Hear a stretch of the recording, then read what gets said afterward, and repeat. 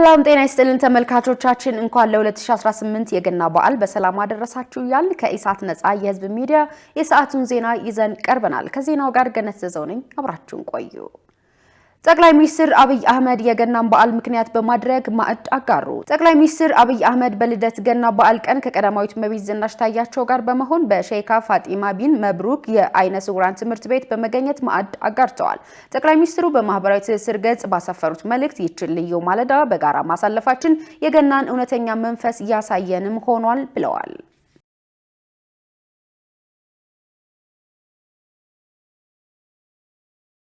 በሌላ በኩል የገና በዓል የውጭና የሀገር ውስጥ ታዳሚዎች በተገኙበት በላሊበላ ከተማ በድምቀት ተከበረ። በላሊበላ በተከበረው በዓል ላይ የተገኙት ሊቀ ጳጳሳትም ኢትዮጵያ ሰላሟና አንድነቷ ጸንቶ እንዲኖር ህዝቡ አንድነቱን፣ ፍቅሩንና አብሮነቱን ማጠናከርና ለሰላሙ ተግቶ መስራት እንደሚገባው አመልክተዋል። የሰሜንና የደቡብ ወሎ እንዲሁም የከሚሴ ሀገረ ስብከት ሊቀ ጳጳስና የቅዱስ ሲኖዶስ አባል ብፁዕ አቡነ ኤርሚያስን ጨምሮ ሌሎች ክቡራን ሊቃነ ጳጳሳትና እንግዶች ከበዓሉ ዋዜማ ጀምሮ እስከ ቤዛ ኩሉ ስነ ስርዓት ታድመዋል። በየዓመቱ ታህሳስ 29 የልደት ገና በዓል በላሊበላ ከተማ የኢትዮጵያ ኦርቶዶክስ ተዋሕዶ ቤተክርስቲያን ተከታዮች እንዲሁም ጎብኚዎች በተገኙበት ይከበራል። ከዚህ ቀን ቀደም ብሎ በተለያዩ ቤተክርስቲያናት ሃይማኖታዊ ስርዓቶች ይከናወናሉ። በዚህም የኢየሱስ ክርስቶስ የልደት በዓል ገና በርካታ ምዕመናን፣ የሀገርና የውጭ ሀገር ታዳሚዎች በተገኙበት በላሊበላ ከተማ በድምቀት ተከብሯል። በበዓሉ ላይ የተገኙት የአማራ ክልል ምክር ቤት አፈ ጉባኤ ፋንቱ ተስፋዬ መንግስት ለላሊበላ ውቅር አብያተ ክርስቲያናት ጥበቃና እንክብካቤ በማድረግ ቅርሱ ዘመን ተሻጋሪ እንዲሆን እየሰራ መሆኑን ተናግረዋል። የጥንት አያቶቻችን ህያው ቅርሶችና ትውፊቶች በመጠበቅና አዲስ ታሪክ በመስራት አሰባሳቢ ትርክት መገንባት ከዛሬው ትውልድ ይጠበቃል ሲሉም ገልጸዋል። የቱሪዝም ሚኒስትር ዴኤታ ስለሺ ግርማ መንግስት ቅርሶችን ከመጠበቅና ከመንከባከብ ባለፈ አዳዲስ መዳረሻዎችን በማልማት ለቱሪዝም ዘርፍ እድገት ትኩረት ሰጥቶ እየሰራ መሆኑን ተናግረዋል። በርካታ ቅርሶች በዩኔስኮ በዓለም ቅርስነት በማስመዝገብ ከዘርፉ የሚገኘውን ጥቅም ለማሳደግ እየተሰራ መሆኑንም ገልጸው የገና በዓል በላሊበላ በድምቀት መከበሩ ቅርሱን ለመላው ዓለም ለማስተዋወቅ ፋይዳው የላቀ ነው ብለዋል።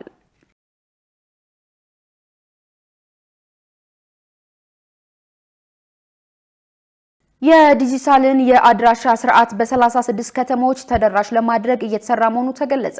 የስፔስ ሳይንስና ጂኦስፓሻል ኢንስቲትዩት ምክትል ዋና ዳይሬክተር በላቸው ፀሐይ ለአዲስ ዘመን ጋዜጣ እንደገለጹት የዲጂታል ኢትዮጵያን ግንባታ ለማፍጠን ቁልፍ ሚና የሚጫወተውን የዲጂታል አድራሻ ስርዓት የቤት ቁጥርን ከጂፒኤስ እና ከዲጂታል ካርታ ጋር በማገናኘት ትክክለኛ መንገድ በቀላሉ ለማወቅ ያስችላል። ስርዓቱ በ2016 ዓ.ም በቢሾፍቱ ከተማ መጀመሩን ያስታወሱት ምክትል ዋና ዳይሬክተሩ እስካሁን አዲስ አበባን፣ አዳማን፣ ጅማን፣ ሐረርን፣ ባህር ዳርን እና ደብረ ብርሃንን ጨምሮ 7 ከተሞችን ወደ ስርዓቱ ማስገባቱን አስረድተዋል።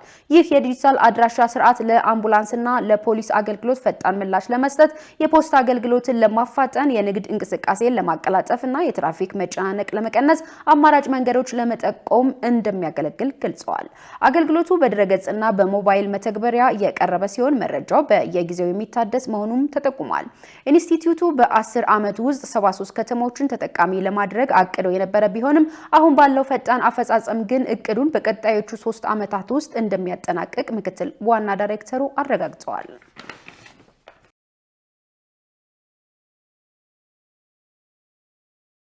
በውጭ ምንዛሬ ጨረታ የ1 ዶላር አማካይ ተመን 154 ብር ደረሰ።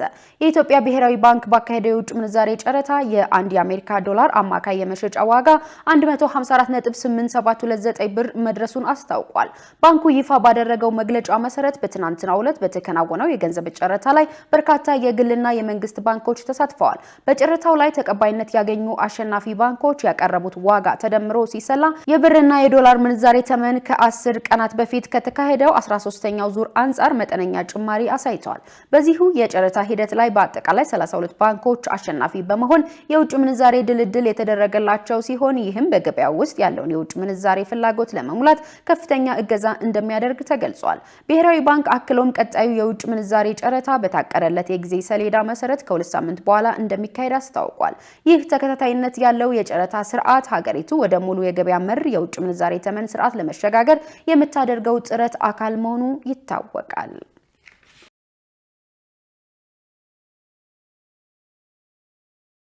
የቢሾፍቱ ዓለም አቀፍ አውሮፕላን ማረፊያ ግንባታ በዚህ ሳምንት ይጀምራል ተባለ።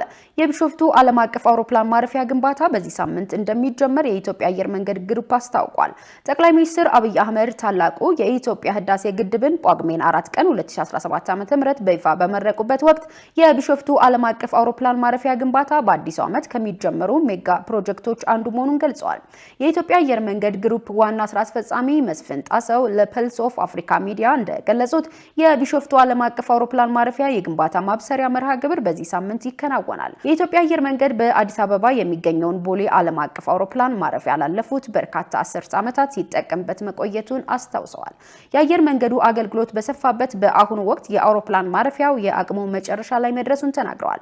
በዚህም ምክንያት የአየር መንገዱን አገልግሎት በብቃት የሚሸከመው የቢሾፍቱ ዓለም አቀፍ አውሮፕላን ማረፊያ ፕሮጀክት ይፋ መሆኑን ተናግረዋል።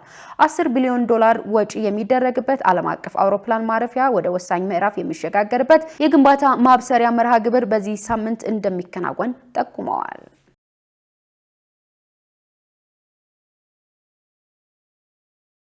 ከሙዝና ከአቮካዶ የውጭ ሽያጭ ከ38 ሚሊዮን ዶላር በላይ ገቢ መገኘቱ ተገለጸ። በግብርና ሚኒስቴር የግብርና ኢንቨስትመንት የሆርቲካልቸር ምርት ግብይት ባለሙያ መኮንን ሰለሞን ለአዲስ ዘመን ጋዜጣ እንደገለጹት ከተጠቀሰው ምርት ውስጥ 72599 ቶን የሚጠጋው የሙዝ ምርት ሲሆን ከዚህም 25 ሚሊዮን ዶላር ገቢ ተገኝቷል። ከሙዝ ቀጥሎ ከፍተኛ የውጭ ምንዛሬ እያስገኘ ያለው የአቮካዶ ምርት መሆኑን የጠቀሱት አቶ መኮንን ባለፉት 5 ዓመታት 18721 ቶን የአቮካዶ ምርት ለውጭ ገበያ ተልኮ 13.7 ሚሊዮን ዶላር ገቢ መገኘቱን ጠቁመዋል። የአቮካዶ ምርት ይበልጥ ለማሳደግ ብሔራዊ የአቮካዶ ልማት ፕሮጀክት የ15 ዓመት ፍኖተ ካርታ አዘጋጅቶ ወደ ተግባር መግባቱን ገልጸዋል። ፕሮጀክቱ በየክልሉ የተሻሻሉ የአቮካዶ ዝርያዎች በማላመድና በማስፋፋት ላይ የሚገኝ ሲሆን በተለይም በኦሮሚያ፣ በምስራቅ ሸዋ እንዲሁም በሲዳማ ክልሎች ያለውን ከፍተኛ የአቮካዶ ምርት አቅም በተደራጀ መልኩ ለመጠቀም ያለመ መሆኑ ባለሙያው አመልክተዋል።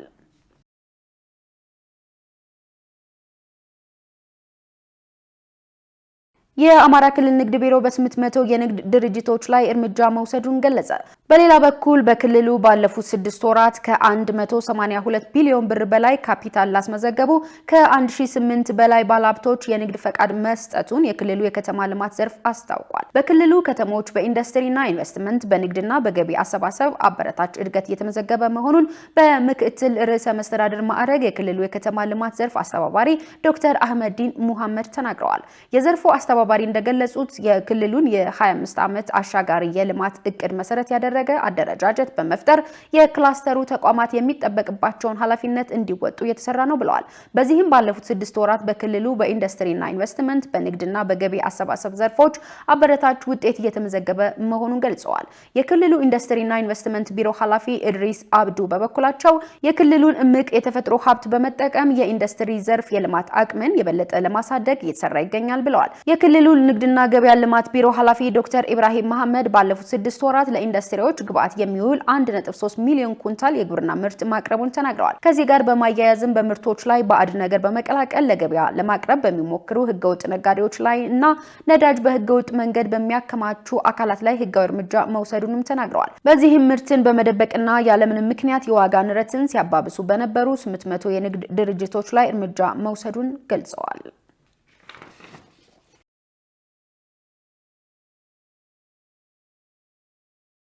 የተከበራችሁ ተመልካቾቻችን ከኢሳት ነጻ የህዝብ ሚዲያ ወደ እናንተ የሚቀርቡ የሰዓቱ ዜናዎች እንደቀጠሉ ናቸው። አሁን ደግሞ ወደ ውጭ ዜና ተሻገር። የቻይና የውጭ ጉዳይ ሚኒስትር ለመጀመሪያ ጊዜ ሶማሊያ ሊጎበኙ ነው ተባለ። የቻይና የውጭ ጉዳይ ሚኒስትር ዋንግ ዮ ከዛሬ ጀምሮ ለ5 ቀናት ለሚቆይ ይፋዊ ጉብኝት ለማካሄድ ወደ ኢትዮጵያ፣ ሶማሊያ፣ ታንዛኒያና ሌሴቶ እንደሚጓዙ መስሪያ ቤታቸው አስታወቀ። ከውጭ ጉዳይ ሚኒስትሩ አፍሪካ መዳረሻዎች መካከል በቀዳሚነት የተጠቀሰችው ኢትዮጵያ ናት። የቻይና የውጭ ጉዳይ ሚኒስትር ለመጨረሻ ጊዜ በሶማሊያ ጉብኝት ያደረጉት በአውሮፓውያኑ በ1980ዎቹ እንደሆነ ሮይተርስ ዘግቧል። ዋንግ ዩ ወደ 4ቱ ሀገራት የሚጓዙት በሀገራቱ ተጋብዘው መሆኑ ታውቋል።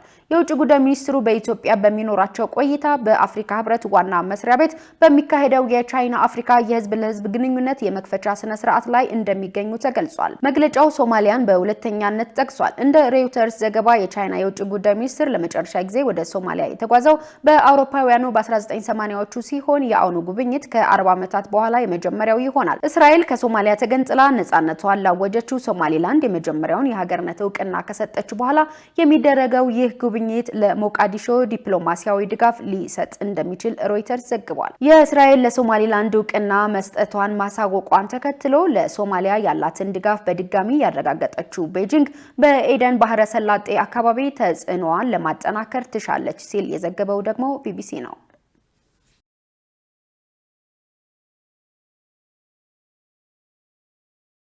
ትራምፕ ቬንዙዌላ ከ30 እስከ 50 ሚሊዮን በርሚል ነዳጅ ለአሜሪካ ታስረክባለች አሉ። ፕሬዚዳንት ኒኮላስ ማዱሮን ከስልጣን ያስወገደው ወታደራዊ ዘመቻ እንዲካሄድ ትዕዛዝ የሰጡት የአሜሪካው ፕሬዚዳንት ዶናልድ ትራምፕ ቬንዙዌላ እስከ 50 ሚሊዮን በርሚል የሚደርስ ነዳጅ ለአሜሪካ ታስረክባለች ብለዋል። ትራምፕ በማህበራዊ ሚዲያ ገጻቸው ላይ ባሰፈሩት ጽሑፍ ነዳጅ በገበያ ዋጋ እንደሚሸጥና ከሽያጩ የሚገኘውንም ገንዘብ ራሳቸው እንደሚቆጣጠሩ ተናግረዋል። ከነዳጁ የሚገኘው ገቢ ለቬንዙዌላና ለአሜሪካ ሕዝብ ጥቅም እንደሚውልም ገልጸዋል።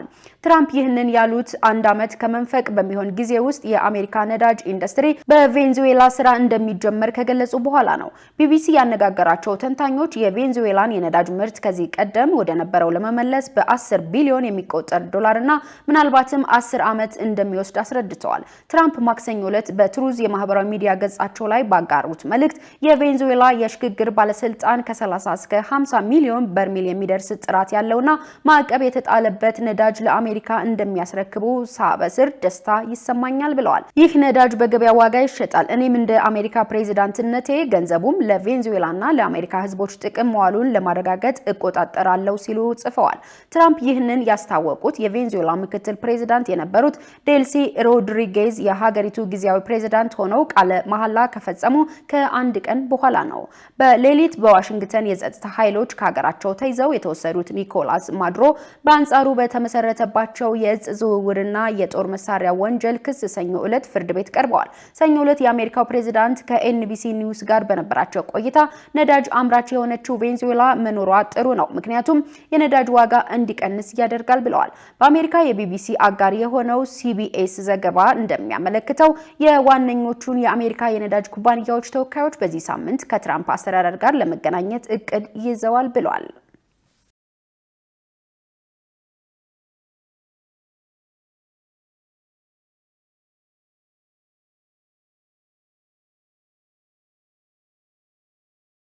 የተከበራችሁ ተመልካቾቻችን በድጋሚ መልካም በዓል ይሁንላችሁ። ከኢሳት ነጻ የህዝብ ሚዲያ ወደ እናንተ ሲተላለፍ የነበሩ ዜናዎች ይህን ይመስላሉ። ሰናይ ጊዜ